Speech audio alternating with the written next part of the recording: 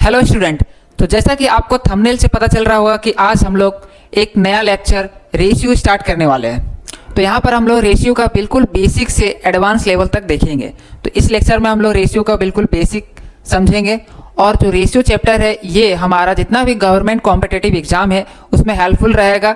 Basically ratio से ऐसे तो डायरेक्ट क्वेश्चन कम ही बनता है, बट बहुत सारे ऐसे क्वेश्चन बनते हैं जो कि रेशियो का मदद से उसको बनाया जाता है, बहुत ही इजीली उसको सॉल्व किया जा सकता है with the help of ratio. तो चलिए स्टार्ट करते हैं हम लोग अपना आज का पहला लेक्चर रेशियो। ठीक है, तो समझते हैं पहले हम लोग कि रेशियो आखिर होता क्या है। तो इसमें बेसिकली दो कॉन्सेप्ट होता है रेशियो का और एक प्रोपोर्शन का, मतलब अनुपात का और दूसरा समानुपात का। तो हम लोग इस लेक्चर में अनुपात को देखने वाले हैं, मतलब रेशियो को समझने वाले हैं बिल्कुल बेसिक से। तो समझते हैं रेशियो को बिल्कुल बेसिक से। तो रेशियो मतलब क्या होता है, रेशियो को कैसे डिफाइन किया जा सकता है। तो जैसे अगर मान लेते हैं कि दो स्टूडेंट है, एक है राम और दूसरा है श्याम। ठीक है, राम बोलता है कि उसका जो एज है वो 40 ईयर्स है। राम क्या बोल रहा है, उसका एज, राम का जो एज है, राम कितने साल का है, वो 40 ईयर्स का है। मान लेते हैं राम ऐसे बोला कि उसका एज क्या है, 40 ईयर्स है। और श्याम बोलता है कि उसका एज जो है वो 35 ईयर्स है, 35 ईयर्स, और राम का एज है 40 ईयर्स। अब यहाँ पर अगर इसमें डिफाइन किया जाए कि जो रेशियो है राम और श्याम का एज का कितना होगा, राम और श्याम का एज का रेशियो क्या होगा, तो कोई सिंपल बोलेगा राम और श्याम का एज का रेशियो 40, रेशियो 35 है। ठीक है, रेशियो को हम लोग डिनोट करते हैं कोलोन से। ठीक है, रेशियो को कैसे डिनोट करते हैं, कोलोन से। तो यहाँ पर सिंपल हो जाएगा, राम और श्याम का रेशियो जो होगा 40:35। बट ये प्रॉपर रेशियो नहीं कहलाएगा। ये क्या होगा, ये प्रॉपर रेशियो नहीं कहलाएगा। क्यों नहीं कहलाएगा, क्योंकि इसको और फर्दर डिवाइड किया जा सकता है। ये अभी डिविजिबल है। किससे डिविजिबल है, तो ये 5 का टेबल में दोनों डिविजिबल है। तो 5 का टेबल में 8 टाइम्स में 40 एंड 5 का टेबल में 7 टाइम्स में 35। अब जो 8:7 आया, राम और श्याम का एज का रेशियो 8:7 आया, इसको फर्दर आगे डिवाइड नहीं किया जा सकता है। फर्दर इंटीजर में आगे डिवाइड नहीं किया जा सकता है। तो ये फाइनली रेशियो होगा राम और श्याम का एज का। तो हम लोग रेशियो को ऐसे डिफाइन कर सकते हैं कि वैसा स्मॉलेस्ट रेशियो जो कि जिसको फर्दर डिवाइड नहीं किया जा सकता है उसको हम लोग रेशियो बोलते हैं। कोई भी दो नंबर का या फिर दो से ज़्यादा भी नंबर का रेशियो बोल सकते हैं। ठीक है, तो यहाँ पर जो 8:7 आएगा वो राम और श्याम का एग्जैक्ट एज का रेशियो होगा। तो क्लियर होगा रेशियो क्या बोलते हैं, रेशियो बेसिकली है क्या। तो हम लोग कुछ क्वेश्चन से समझते हैं रेशियो को और अच्छे से। तो पहला क्वेश्चन यहाँ पर ये है रेशियो से related, the ratio of the age, age का रेशियो, किसका एज, रिया एंड प्रिया। रिया और प्रिया का जो एज का रेशियो है वो 5:6 है। इफ प्रियास एज, प्रिया का जो एज है वो 30 ईयर्स है, वो एग्जैक्टली में प्रिया का एज 30 ईयर्स है, और ये रेशियो वैल्यू है। ये जो वैल्यू है वो रेशियो वाला वैल्यू है और ये एग्जैक्ट वैल्यू है 30 ईयर्स। ठीक है, तो हमें इसमें इस क्वेश्चन में फाइंड क्या करना है, फाइंड करना है द एज ऑफ रिया, रिया का एज फाइंड करना है। मतलब दो गर्ल्स रिया और प्रिया का एज का रेशियो दिया हुआ है, जिसमें से एक का एग्जैक्ट वैल्यू दिया हुआ है 30 ईयर्स। तो हम लोग को दूसरा का एग्जैक्ट वैल्यू फाइंड करना है। तो इसको रेशियो का एक सिंपल कॉन्सेप्ट से हम लोग बना सकते हैं। जैसे अगर मानते हैं हम लोग कि जो रिया का एज है और प्रिया का एज है, इसका रेशियो क्या है, 5:6।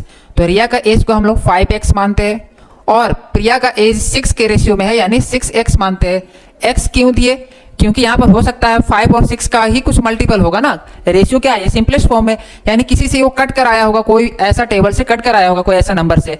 तो उस नंबर को हम लोग को पता नहीं है डिफाइन, हम लोग तो यहाँ पर किया गया नहीं है कि वो नंबर क्या है। तो इसलिए हम लोग उस नंबर की जगह हम लोग क्या लिए है, x माने हैं।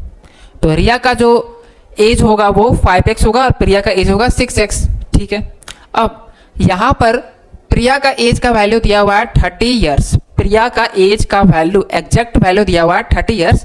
तो 6x का मतलब यहाँ पर 6x का जो मतलब होगा वो 30 के बराबर होगा। 6x जो होगा वो 30 के बराबर होगा। ठीक है, 6x = 30। तो यहाँ से अगर x का वैल्यू निकाला जाए वो क्या आएगा, 30/6। तो x का वैल्यू आएगा 5। x का क्या वैल्यू आएगा 5। इसका मतलब ये 5 से कटा हुआ ये जो रेशियो है वो 5 से कटा हुआ है, 5 से डिविजिबल है, 5 से डिवाइड होकर वो आया है। तो अब अगर हम लोग को एज निकालना है रिया का एज हम लोग माने 5x, तो रिया का एज यानी 5x का वैल्यू निकालना है तो क्या हो जाएगा 5 इंटू एक्स का वैल्यू अभी 5 निकला तो 5 into 5 equal to 25। 5 into 5 equal to 25, ये आ जाएगा आपका रिया का एज और ऑप्शन नंबर डी जो इसका होगा करेक्ट आंसर होगा। ठीक है, तो ऐसे हम लोग इक्वेट करके एक एज दिया हुआ रहेगा तो दूसरा का एज निकाल सकते हैं with the help of ratio. अब इसे थोड़ा सा और सिंपल फॉर्मेट में समझते हैं, जैसे अगर हम लोग को एग्जाम में बहुत ही कम समय में बनाना है तो कैसे बनाएंगे। तो जैसे रिया का एज मान लेते हैं रिया आर है और प्रिया है पी। रिया और प्रिया का एज का रेशियो 5:6 है। रिया और प्रिया का एज का रेशियो 5 और 6 है। ठीक है, प्रिया का एज एग्जैक्ट दिया गया है 30, तो 6 का जो वैल्यू होगा वो 30 के बराबर होगा। 6 का वैल्यू 6 जो है वो 30 के मतलब है, 6 का मतलब क्या है 30, तो 5 का मतलब निकालना है। 5 का मतलब क्या होगा 6 जो है 30 के बराबर है, यानी 1 किसके बराबर होगा 1 जो होगा वो 5 के बराबर होगा। 1 का मतलब 5 है, 6 का मतलब 30 है तो 1 का मतलब 5, 30/6 कितना आएगा 5 आएगा, तो 1 यूनिट का वैल्यू 5 आएगा। तो हमें किसका एज निकालना था रिया का एज, यानी 5 यूनिट का वैल्यू। तो 5 यूनिट का वैल्यू निकालना है, 1 यूनिट का वैल्यू 5 है तो 5 यूनिट का वैल्यू 5 से मल्टीप्लाई कर देंगे तो कितना आएगा 5 इंटू 5 25, कितना आ जाएगा 25। ठीक है, तो इससे हम लोग को रिया का एज पता चल जाएगा। तो ये फॉर्मेट भी हम लोग बना सकते हैं और इस फॉर्मेट से भी आंसर वही आएगा, सेम आएगा, दोनों फॉर्मेट से आंसर सेम ही आएगा। तो चलिए नेक्स्ट क्वेश्चन को इसी फॉर्मेट से हम लोग बनाते हैं। नेक्स्ट क्वेश्चन में क्या दिया गया है, if the ratio of the ages of A and B is 7:11, A and B दोनों का जो एज का रेशियो दिया गया है वो 7 और 11 दिया गया है, यानी ए का अगर 7x मानते हैं तो बी का जो रेशियो होगा, बी का जो वैल्यू होगा वो 11x होगा। ठीक है, इफ ए का जो एज है वो 21 ईयर दिया गया है, ए का जो एज है एग्जैक्टली एज वो 21 ईयर है, तो बी का एज फाइंड करना है। ठीक है, सेम प्रोसेस, ए का एज 21 ईयर दिया हुआ है, मतलब 7x का जो वैल्यू है वो हमें दिया गया है 21, तो x का वैल्यू क्या आएगा 21/7 इक्वल टू 3, तो x का वैल्यू यहाँ से 3 आ जाएगा। हमें क्या निकालना है, हमें निकालना है एज ऑफ बी, यानी b की आयु निकालना है। क्या निकालना है b की आयु, b की आयु क्या होगा, तो b का एज हम लोग 11x माने थे तो 11x का वैल्यू निकाल देना, 11x equal to 11 into x का वैल्यू क्या निकाले हम लोग अभी 3, तो 11 इंटू 3 और ये बराबर होगा किसके 33 के।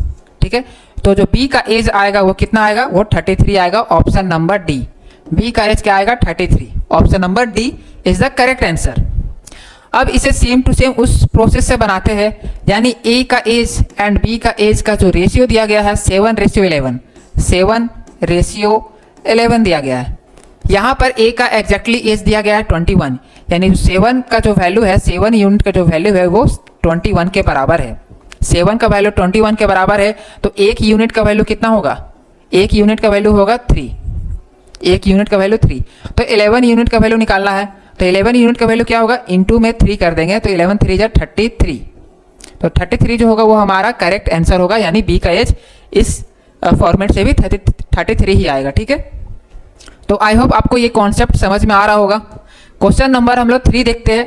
क्वेश्चन 3 में क्या है, the ratio of speed of Deepak and Harshit, दो बॉय है, दीपक है और हर्षित है। दीपक और हर्षित का जो रेशियो है स्पीड का वो दिया गया है 19:12, 19:12, यानी दीपक और हर्षित दोनों का जो स्पीड का रेशियो दिया गया है 19:12। ठीक है, इफ द स्पीड ऑफ हर्षित, हर्षित का स्पीड दिया गया है 84 किलोमीटर पर आवर, हर्षित का जो चाल दिया गया है, हर्षित का चाल 84 किलोमीटर पर आवर दिया गया है, तो हमें दीपक की चाल निकालना है, दीपक का स्पीड निकालना है। तो हर्षित का स्पीड, यानी हर्षित का स्पीड कितना दिया गया 84, यानी जो 12 का जो वैल्यू है वो 12 का वैल्यू है, 12 का वैल्यू 84 के बराबर है, 12 का वैल्यू 84 के बराबर है, तो 1 यूनिट का वैल्यू कितना होगा, 1 यूनिट का वैल्यू होगा 7, 12 यूनिट का वैल्यू है 84, यानी 1 यूनिट का वैल्यू 7 होगा, 12 7 जा 84, ठीक है। तो हमें क्या निकालना है, दीपक का स्पीड निकालना है, यानी 19 यूनिट का वैल्यू निकालना है। तो 12 यूनिट का वैल्यू है 84, यानी 1 यूनिट का वैल्यू 7, यानी 1 यूनिट निकालना है तो 7 से मल्टीप्लाई करना होगा। 19 यूनिट का वैल्यू निकालना है तो 7 से इसको मल्टीप्लाई करना होगा, ठीक है। 19 इंटू 7 कर देंगे तो कितना आएगा, 9 7 जा 63, 3 कैरी में 7, कैरी में 6, 7 1 जा 7 और 6 13, ठीक है। तो इसका आंसर आएगा 133।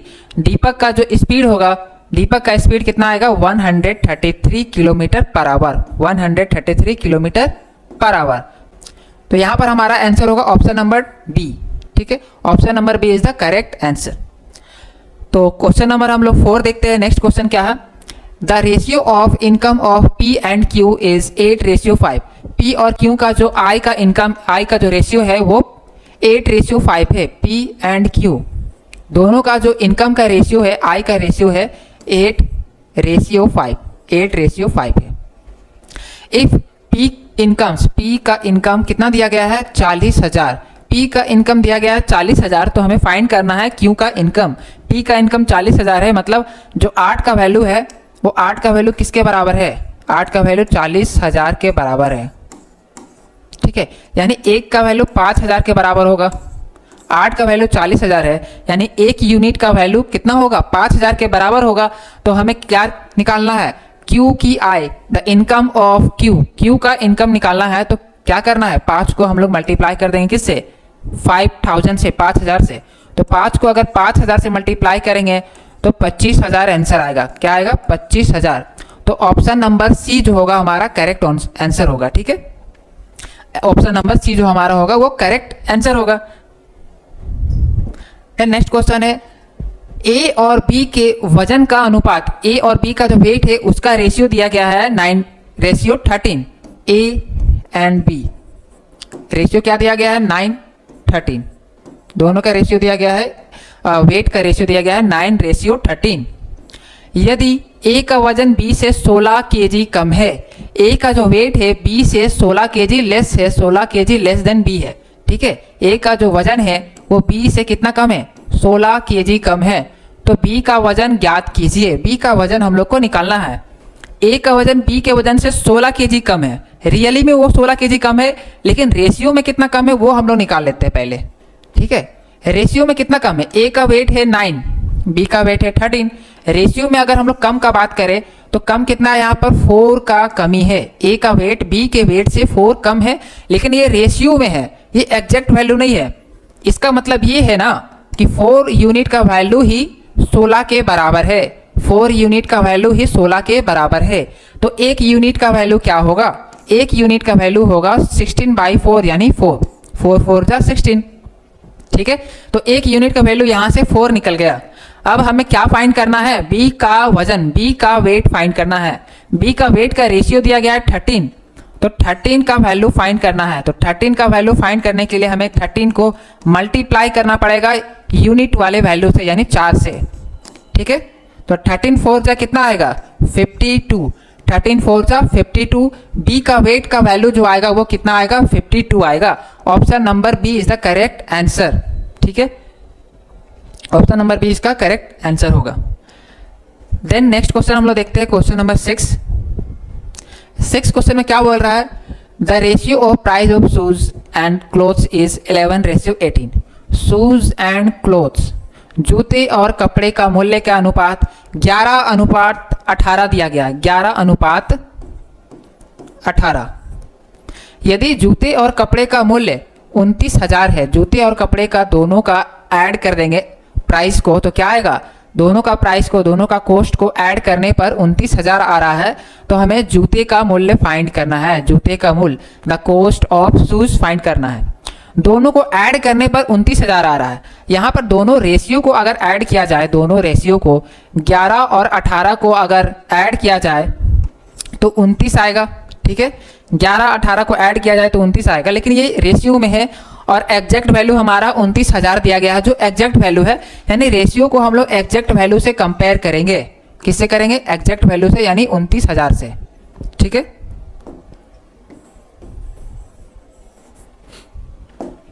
तो यहाँ पर इसका डिफरेंस क्या था, डिफरेंस था 29, यानी 29 जो रेशियो का वैल्यू है वो 29,000 के बराबर होगा, 29,000 के बराबर, यानी एक यूनिट का वैल्यू होगा 1,000, एक यूनिट का वैल्यू 1,000 होगा।